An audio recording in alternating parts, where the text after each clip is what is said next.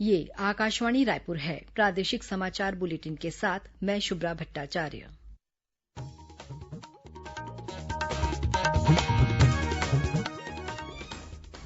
और अब पेश है आज के मुख्य समाचार। प्रधानमंत्री नरेंद्र मोदी ने कहा, राष्ट्रीय शिक्षा नीति 21वीं सदी के भारत को नई दिशा देगी। राज्य के स्वास्थ्य विभाग ने होम आइसोलेशन में रह रहे कोरोना संक्रमित मरीजों का इलाज कर रहे निजी डॉक्टरों को मरीज से संबंधित जानकारी जिले के स्वास्थ्य अधिकारी से साझा करने के निर्देश दिए।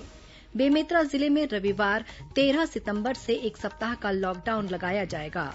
और बीजापुर जिले के जांगला क्षेत्र में माओवादियों ने मजदूरी भुगतान करने गए वन विभाग के रेंजर की हत्या की।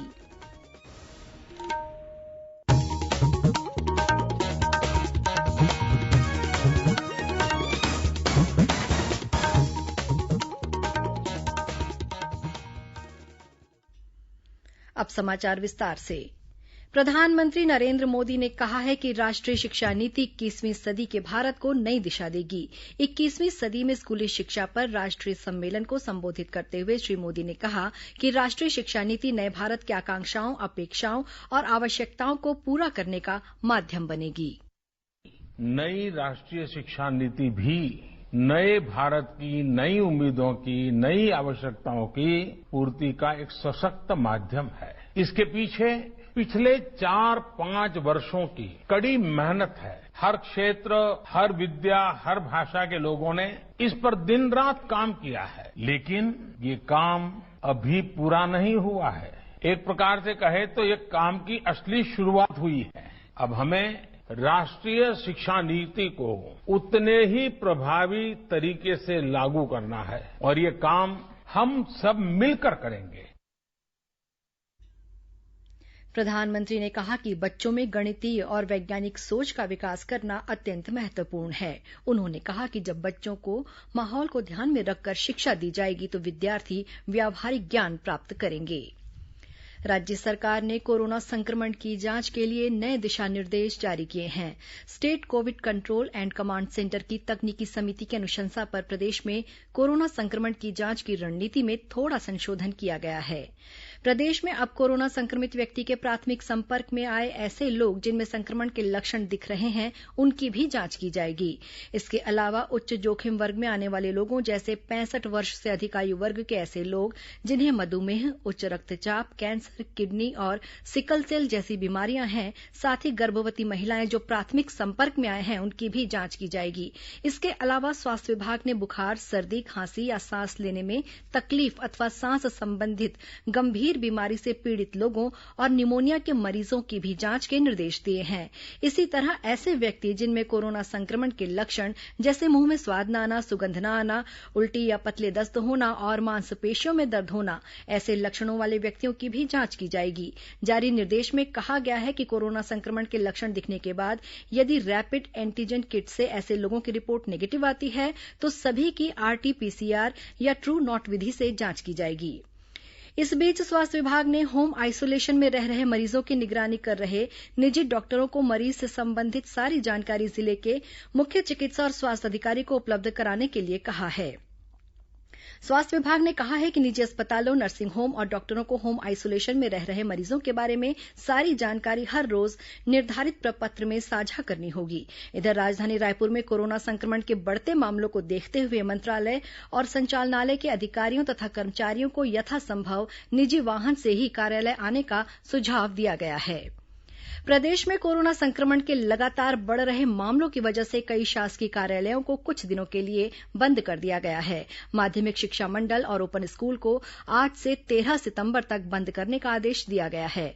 गौरतलब है कि माध्यमिक शिक्षा मंडल के सचिव वीके गोयल और संभागीय शिक्षा कार्यालय के संयुक्त संचालक एसके भारद्वाज कोरोना पॉजिटिव मिले हैं, जिसके बाद दोनों कार्यालयों को बंद करने का आदेश जारी किया गया है।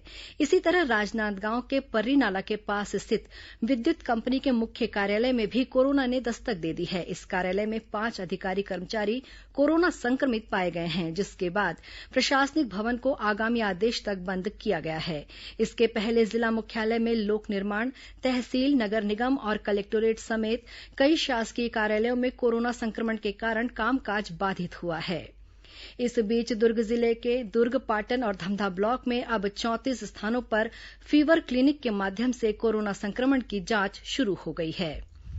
इधर बेमेतरा जिले में कोरोना संक्रमण के बढ़ते मामलों को देखते हुए कलेक्टर शिव अनंत तायल ने 1 सप्ताह के लॉकडाउन का आदेश जारी किया है।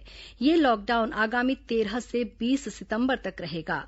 आदेश के अनुसार जिले के सभी शासकीय, अर्धशासकीय और अशासकीय कार्यालय बंद रहेंगे। वहीं लॉकडाउन अवधि में डेयरी, फल और सब्जी की दुकानें सुबह 7 से 11 बजे तक ही संचालित होंगी। उधर राजनांदगांव जिले में शहरी क्षेत्र के अलावा अन्य ब्लॉकों में भी कोरोना संक्रमण तेजी से बढ़ रहा है, जिसके बाद डोंगरगांव में कल 12 सितंबर से सप्ताह भर के लिए लॉकडाउन के निर्देश दिए गए हैं। लॉकडाउन की अवधि में अति आवश्यक सेवाओं को छोड़कर बाकी सभी दुकानें बंद रहेंगी। गौरतलब है कि डोंगरगढ़ में भी कल से लॉकडाउन रहेगा।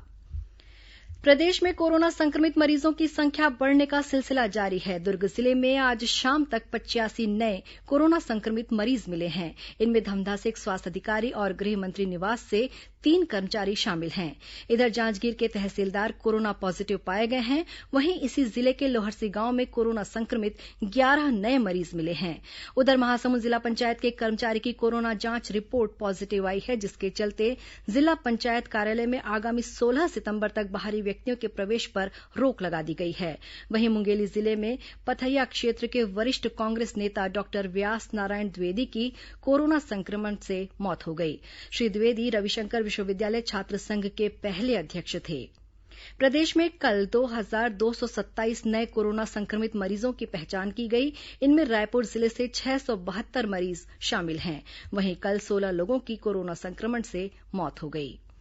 मुख्यमंत्री भूपेश बघेल की मासिक रेडियो वार्ता लोकवाणी की 10वीं कड़ी का प्रसारण आगामी 13 सितंबर रविवार को होगा। मुख्यमंत्री इस बार लोकवाणी में समावेशी विकास आपकी आस विषय पर प्रदेशवासियों से बात करेंगे।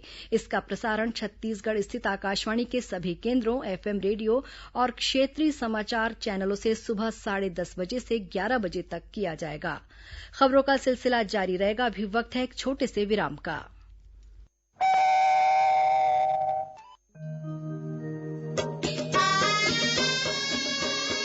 आपकी बात माननीय मुख्यमंत्री भूपेश बघेल के साथ सुनिए लोकवाणी की 10वीं कड़ी 13 सितंबर को सुबह 10:30 बजे से। लोकवाणी में इस बार समावेशी विकास आपकी आस विषय पर बात होगी। छत्तीसगढ़ के सभी आकाशवाणी केंद्रों, FM रेडियो एवं क्षेत्रीय समाचार चैनलों पर जनसंपर्क विभाग छत्तीसगढ़ शासन द्वारा प्रसारित।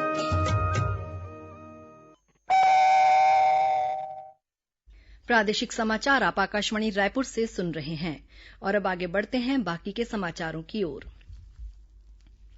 एक भारत श्रेष्ठ भारत के माध्यम से सांस्कृतिक गतिविधियों के आदान प्रदान के लिए कई राज्यों और केंद्र शासित प्रदेशों को जोड़कर भारत की विविधता में एकता की संस्कृति का प्रदर्शन होता है।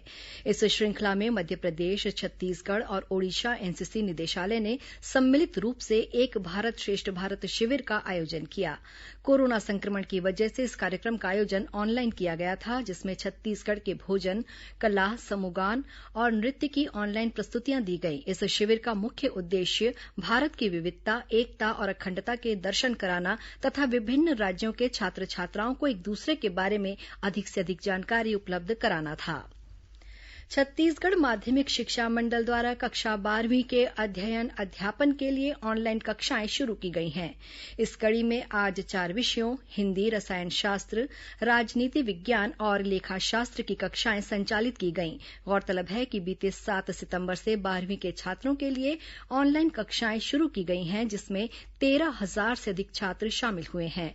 ऑनलाइन कक्षाओं के जरिए 12वीं के सभी छात्र अपने घर से पढ़ाई कर सकते हैं।